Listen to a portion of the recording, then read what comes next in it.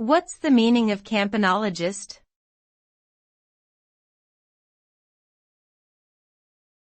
Campanologist.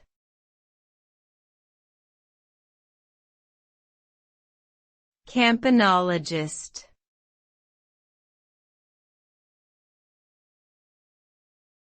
Campanologist.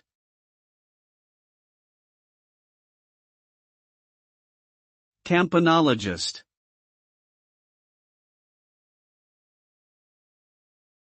A campanologist is a person who studies or rings bells. The term comes from the Latin word campana, which means bell. Campanology is the study of bells and their history, as well as the art of ringing them. Campanologists can be found all over the world, in both religious and secular contexts, and they often participate in bell-ringing competitions. Ringing bells is considered an art form and requires precision timing and teamwork.